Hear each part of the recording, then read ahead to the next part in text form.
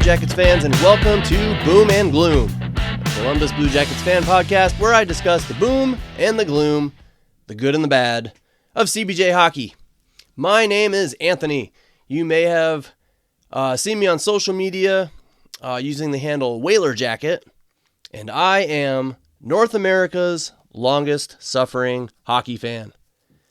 A Hartford Whalers fan of old, Blue Jackets fan at present. It has been over 40 years, and I am still waiting for my favorite NHL hockey team to get past the second round of the NHL playoffs. Thank you so much for tuning in today. If you are new around here, please remember that I certainly am no hockey expert. Okay, I'm just an average fan who enjoys talking about the Jackets. I have no sponsors. I don't beg for likes, subscribers, or followers. I just do this thing every once in a while because I enjoy talking about the Blue Jackets. Just a labor of love for me. So I thank you very much for tuning in, taking the time to listen today. As always, I'm just doing this out of my home. I have, my wife's in the other room vacuuming, so you might hear that. I have dogs. You might hear their collars shake. It's, like I said, I'm just an average guy. So anyway, it's been a while since my last episode. I took a break, along with the team, of course, for the Olympics. And then I thought about doing another episode, but I held off because I knew the trade deadline was right around the corner, and I knew I would have a lot of stuff to talk about. That, and I somehow came down with pneumonia. Again, I had it back in the fall. So I was not exactly in the best shape to record a podcast. But I'm feeling better now. The trade deadline has passed. So let's get right into it, shall we? First, I want to say that when the Jackets came back from the Olympic break, they had two very important games. They just happened to be playing the two teams most directly in front of them in the standings. One against Boston and one against the New York Islanders. I felt that these two games would determine not only how the Jackets handled the trade deadline, but also whether the Jackets would be able to get into the playoffs. Like if it was a realistic option or not. And what did the Jackets do? They lost both of those games. I'm on record as saying that was it. That was their season.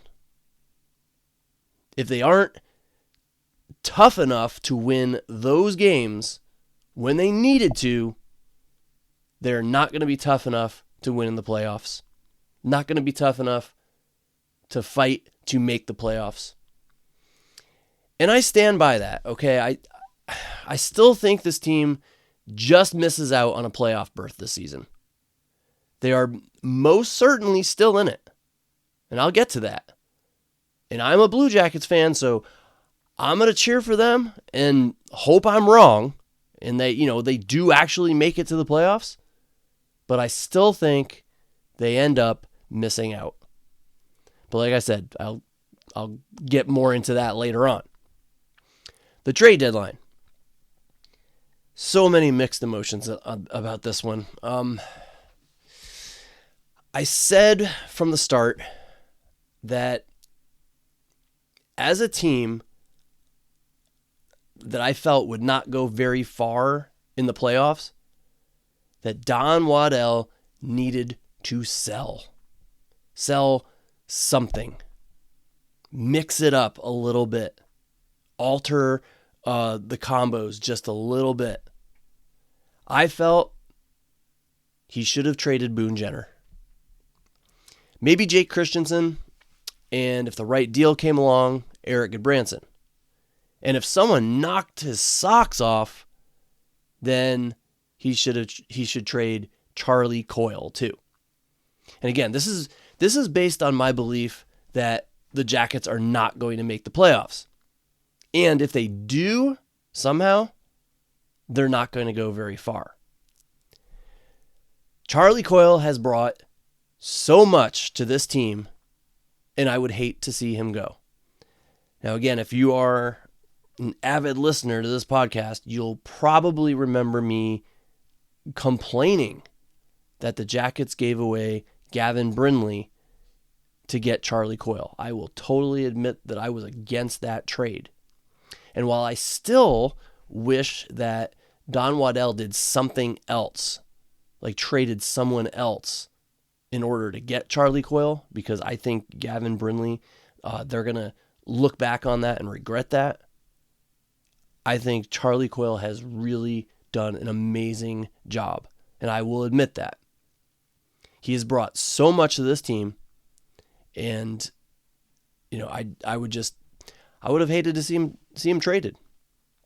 But if I am being realistic here, he is 34 years old, and most likely will not duplicate the success that he had this season next season. So my thinking is, unless you are absolutely sure you are going to make the playoffs, you consider trading him if someone made an offer you couldn't refuse. That didn't happen, obviously. So now the Jackets have 4 UFAs that can walk for absolutely nothing at the end of the season. Now, I think all 4 do want to stay.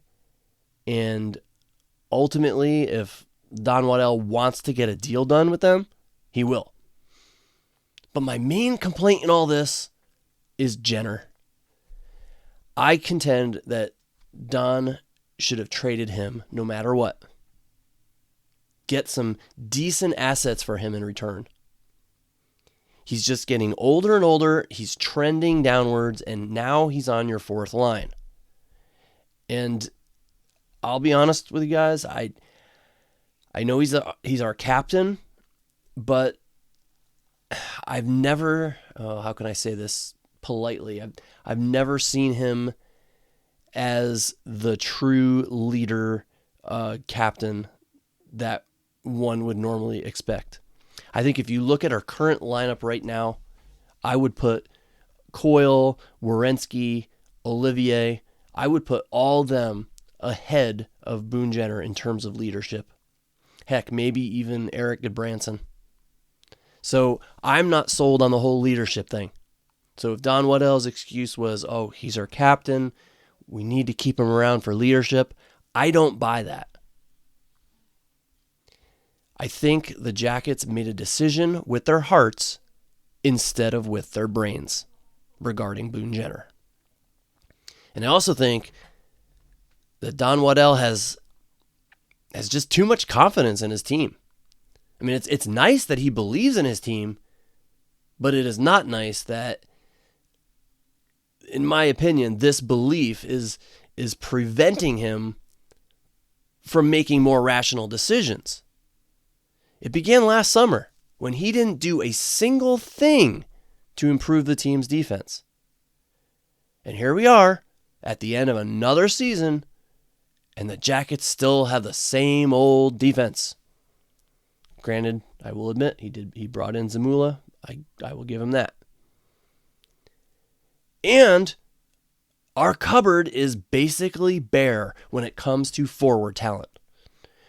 I mean, sure, you have Del Bel Belluz and Pinelli. They're good players and may play a middle or bottom 6 role sometime in the future. But the prospect pool for this team is definitely lacking. There are no superstars who are going to step in the next couple of years and boost this lineup. Caden Lindstrom? I don't think so. He may be a massive, massive bust. And again, I'm saying all this as a diehard Jackets fan, okay? I don't want him to be a massive, massive bust. I want him to do well. I want him to defy the current odds and eventually become a contributing Blue Jacket.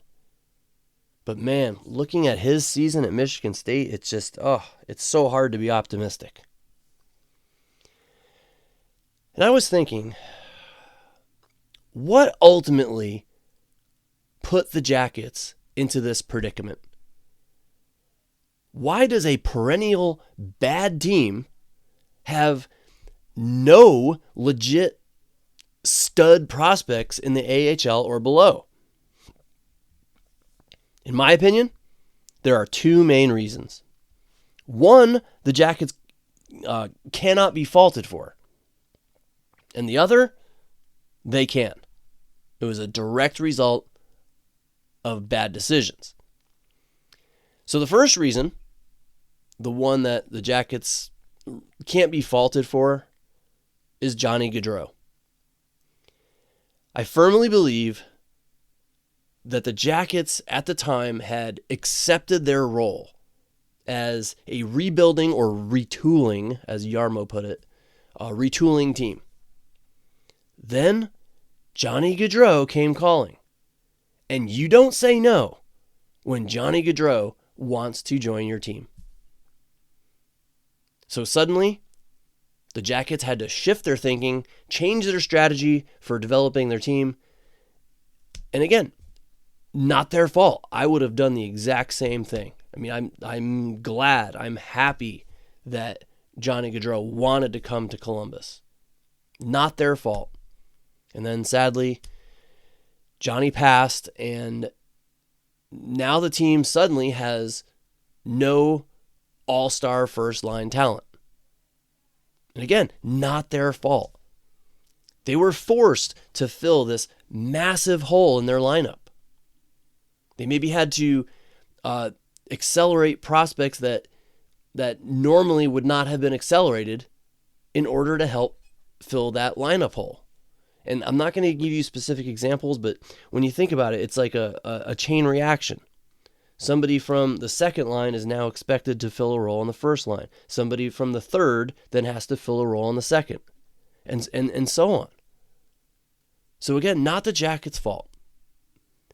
So right there, that is reason number one why the Jackets are in this situation with their prospects. Reason number two, Patrik Laine. In a roundabout way, let me explain. So the Jackets traded their number one center at the time, Pierre-Luc Dubois, to the Jets for Patrik Laine. And yeah, I know. PLD pretty much forced their hand. I get that. But the Jackets, Yarmo, the front office, they were the ones to agree to Laine coming to Columbus. That was their decision. Okay, they could have sought out other trades if they wanted to, but no, they chose Laine. Then, well, you know what happened. Laine, constantly injured, was somewhat productive, but nowhere near the 40 goal scorer that the team had hoped he would be. And then they traded him for basically nothing, just to unload his salary. So when you think about it, the Jackets lost 2 first-line players in the last few years for nothing.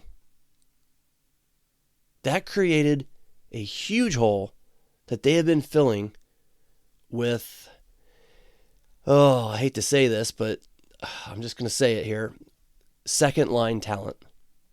Okay, Fantilli and Marchenko, they have done admirably, yes. Okay, but I would say at this point they still have not reached their full potential as top-line players. And had Johnny Gaudreau been here, had there been a different player for Patrik Laine, like if Laine played like we had hoped he'd play, like a true first-line, high-producing player, and they got someone back in his trade matching that talent level, you might have Fantilli and Marchenko right now on the second line, or working their way up still. Then you have Kent Johnson, top 5 draft pick. And he still hasn't become the player one would expect a top 5 draft pick to become. But again, maybe it's because the loss of 2 first-line players forced the team's hand, changed their development strategy, forced them to play Johnson and others higher in the lineup than they would normally have been.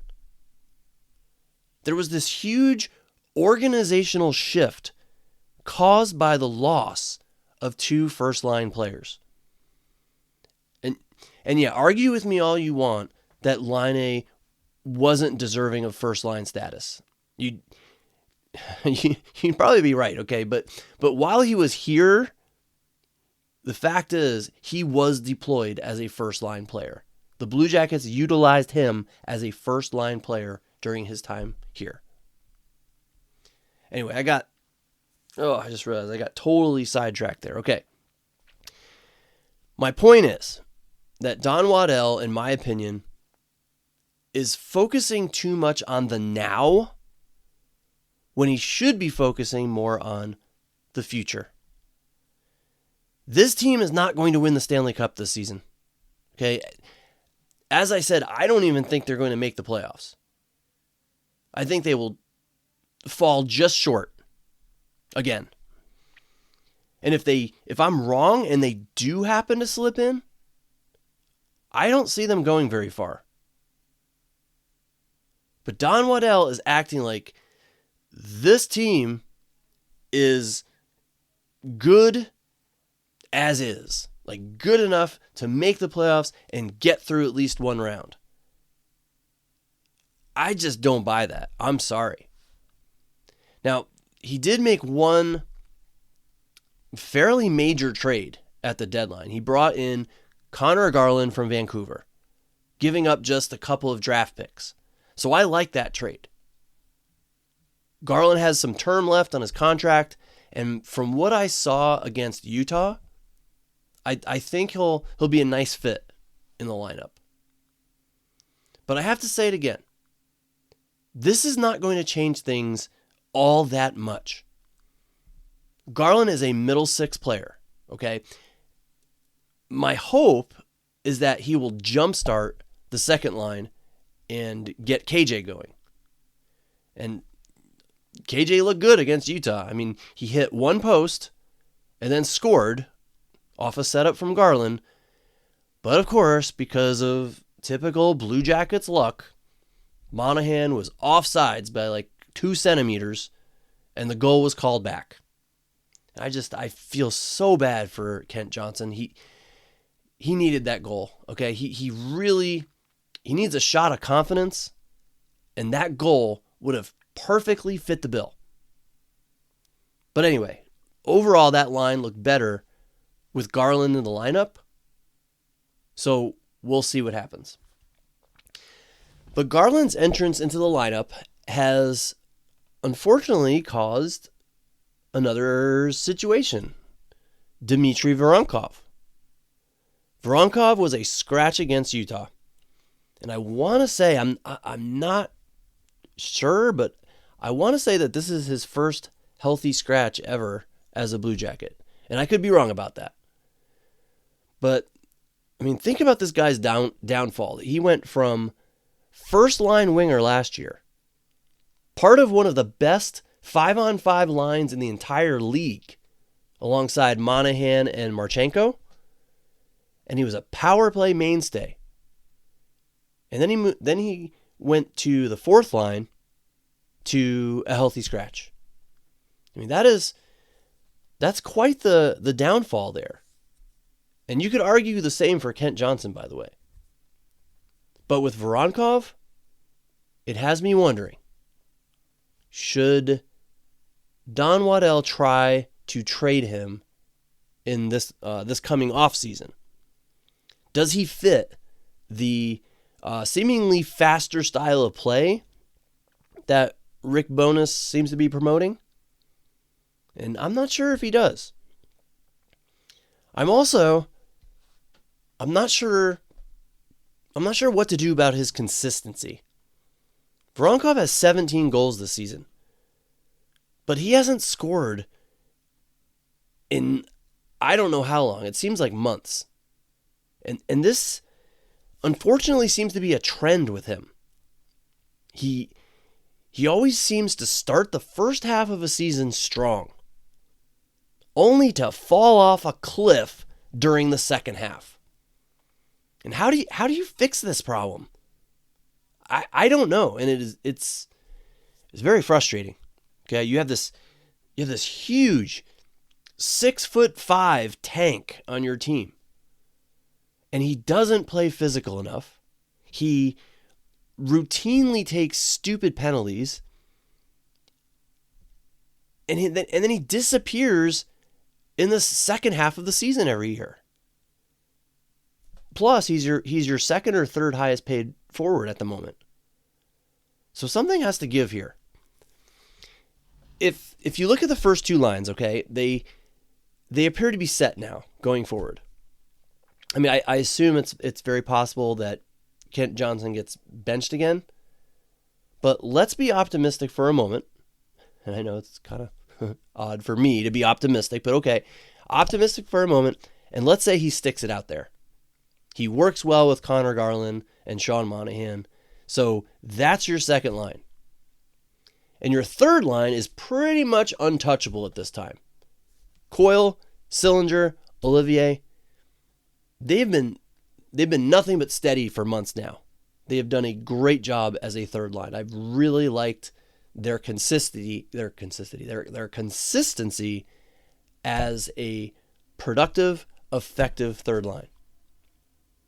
So that leaves your fourth line as the only place for Voronkov. I mean, unless you really want to break up Marchenko, Fantilli, and Marchment, which I doubt anybody does.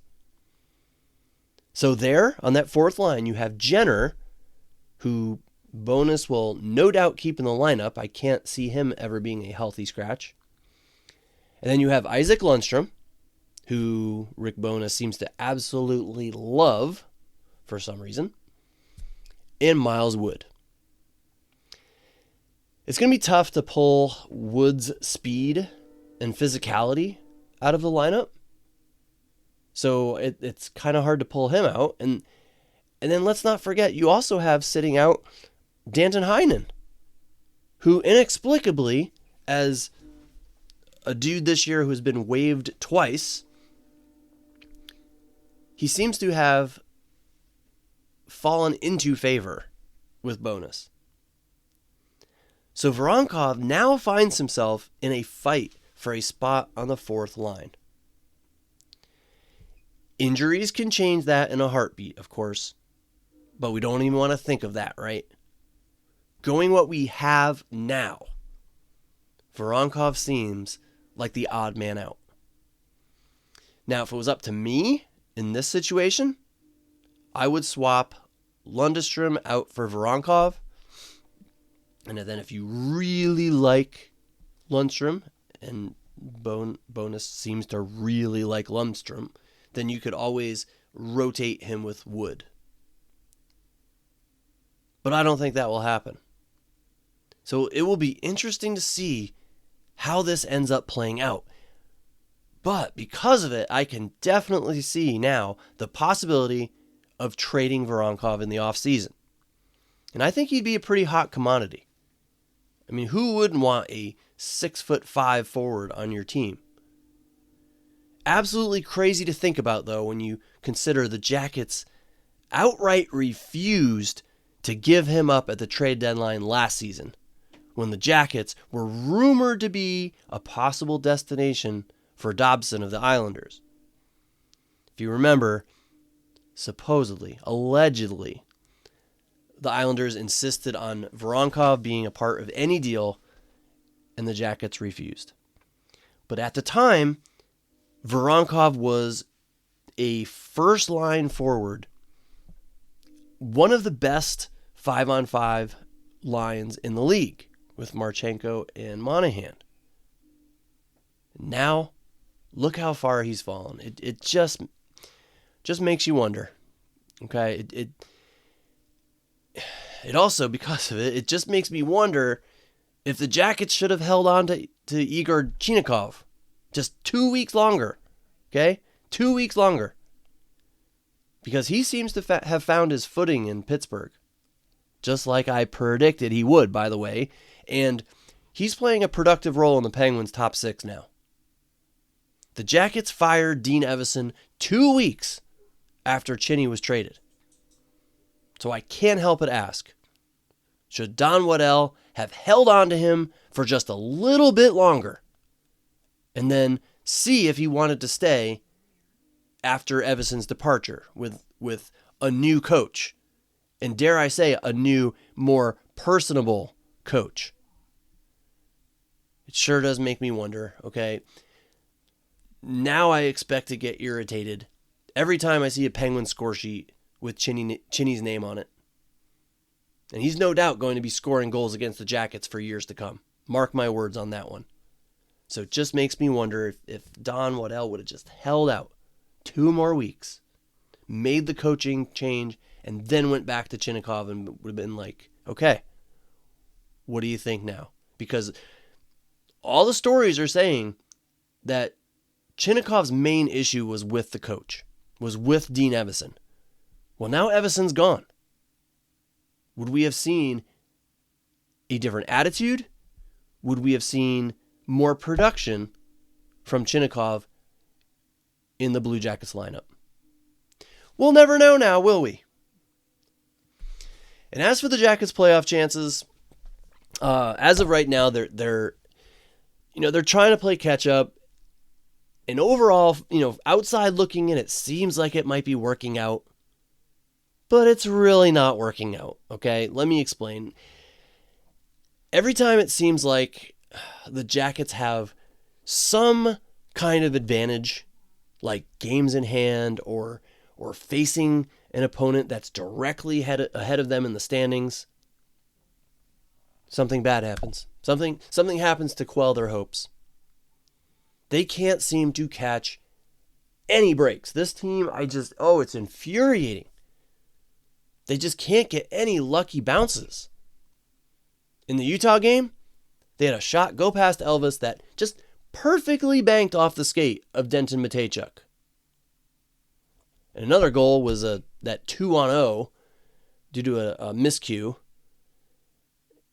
But it really got me thinking, okay, why does it seem like the Jackets have to fight and claw for every single goal, but other teams seem to get freebies all the time? I can't remember the last time the Jackets scored on a lucky bounce, getting just a lucky break. And I'm sure it has happened, okay, but man, it just sure seems like their opponents always have more luck than them. I mean, go back to that last game against the Islanders. 2 or 3 of those Islander goals were a direct result of a fortunate bounce. Something bounces off Zach Werenski and goes in the goal. It's uncanny. And that Islanders team gets so freaking lucky, it's ridiculous. I remember right before the Olympic break, they played the Devils, and it was 1-1 with like 3 minutes left in the game. Then the Islanders got this super lucky bounce right off the face-off to score the go-ahead goal. And I'm like, why can't the Jackets get some puck luck like that? It just never seems to happen. And I know what they all say. They say that good teams make their own luck. I get that. And to a point, I agree with it. But it just seems like the Blue Jackets are long overdue to have some things start going their way. Because things don't seem to bounce their way. And like I said, I don't think they're going to make the playoffs. But it is obvious that they're working hard. Okay, their record clearly indicates that they have been working hard to claw back into the race. But in the end, I think a team in their situation, their current situation, needs a little luck to go along with that hard work.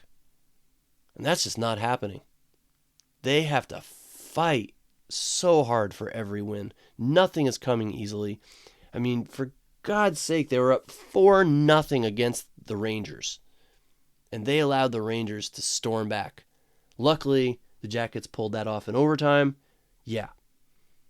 And then, against the Florida Panthers, they're up 3-0. Let's not forget that for a brief moment, that game was tied 3-3, if it wasn't for a goaltender interference call. I don't know. It's just the other teams that the Jackets are trying to catch, they just keep winning too. And they seem to be catching a lot of breaks. What I keep hoping is that the Jackets get within a point of the Islanders, then have to play them towards the very end of the season. If they do that, that game becomes one that that both teams' seasons rest on at that same time. It could be just crazy if it works out that way. All right, as I record this, the Jackets find themselves 3 points behind the Pittsburgh Penguins and 2 points behind the Boston Bruins. And who is playing each other tonight? Of course, the Bruins and the Penguins. So someone is walking out of that arena with 2 points. 2 points to pad their standings spot against the Jackets. It really sucks.